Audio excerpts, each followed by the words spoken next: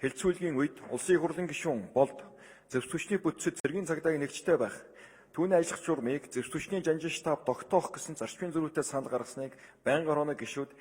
За дараагаар нь бол энэ шин юм уу да одоо энэ цэргийн цагдаа гэдгийг л одоо бол гишүүнд оруулсан юм яриад байгаа. Цэргийн цагдаа гэдгийг энэ дотор одоо заавал оруулах шаардлага байна уугүй юу? Гадаад орнуудын зэвсгчийн дээр бол бас цэргийн цагдаа гэдээ гараад ирсэн л байгаа. Тэгээ энэ цаашдаа ер нь их олон цагдаатай болох. Одоо татварын цагдаа, гайлын цагдаа энэ төр гээд одоо ингээ хөлийн цагдаа гээд их олон янзын цагдаатай л болох л одоо зүйл байна. Ажлын хэсгийн гишүүн болд гишүүн нэмж хариулъя. Тэгэхээр Дундаж Жансан гишүүн маш чухал асуудал хөндлөө л да. Тэгэхээр энэ цэргийн цагдаагийн зохицуулалт одоо зайлшгүй нэмэх шалтгаан нь бол олон тайлбарыг өгч болно. За өмнө нь яг бид нар одоо зөвлөлтийн армийн системтэй байх үед бол та бүхэн мэдж байгаа цэргийн авт тэгээд комендантын алба гэдээ байсан. Тэгээд сүүлдээ тэр системийг үгүй ихтэй бид байгаа ч юм шиг байхгүй ч юм шиг нэг юм завсын байдлаар үлдээсэн. Өнөөдөр бид нар энэ жигийн систем шилжиж яг олон улсын цэргийн зохион байгуулалт аваад ирэх энэ үед бол бүх одоо зэвсгчэнд бүх оронд бол цэргийн цагдаагийн алба бол зайлшгүй байдаг. Энэ хууль сахиулах үйл ажиллагаа зэвсгчэнд бол үнэхээр зайлшгүй өөрийн гэсэн онцлогтой. Энд бол хоёр одоо талынхаа хуулийнхаа зохицуултуудыг зайлшгүй хийгээ явж явах хэрэгтэй.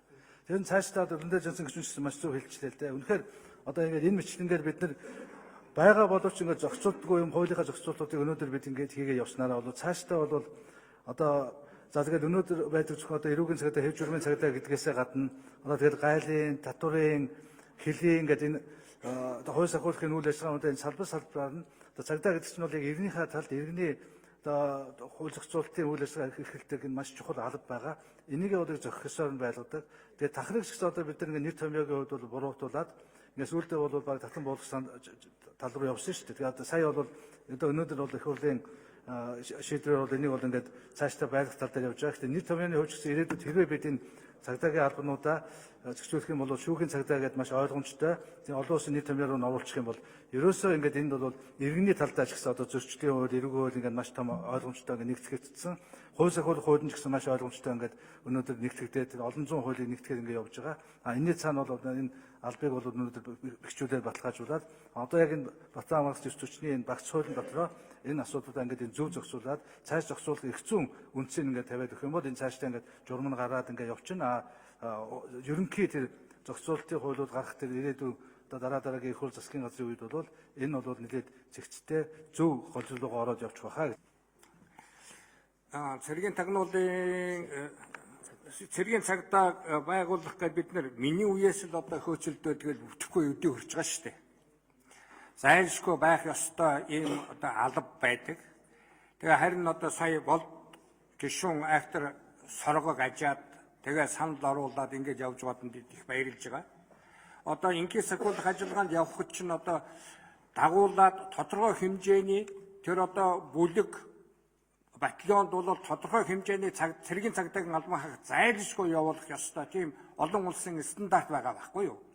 Тэгээ бид нар тэрнийг явуулж чадахгүй зарим нэгэн хүмүүст нь тусгай нэг сургалт явуулаад за чи энэ одоо үрлийг гүйцэтгэсэн шүү гэж тэгээ хэрэг миний энэ тэрэ юмын одоо ангаж чадны хэрэг үрдүүлэлт эднийг нэг хийсэн болоод ингэж яваад байгаа байхгүй юу?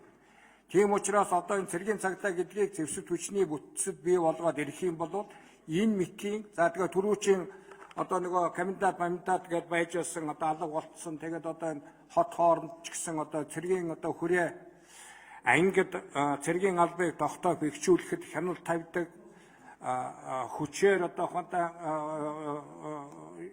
хяналт тавьдаг ийм одоо тогтолцоог одоо энгээсээ бий болж эхэлнэ гэж ингэж ойлгож байгаа юм. Одоогоор ч гэсэн манай зарим цэргийн ангид болоод цэргийн цагдаа нэртэй өөрсдөө нэрлээ тэгээд одоо тийм жижигхэн дасгал салбар гаргачаад хяналт одоо хотхоныхон одоо хооронд зохицуулт цэргийн одоо сахилэг дэг журмын одоо зохицуулт хийгээд явж л байгаа л. Тийм учраас энийг одоо дэмжиж өгөөч гэж л одоо хүсгээр байна л. Дундаж гишүүн эсэргүүцэг баг тийм үү? Тийм тэр олон цагдаа нарын ялгааг л асуусан баг.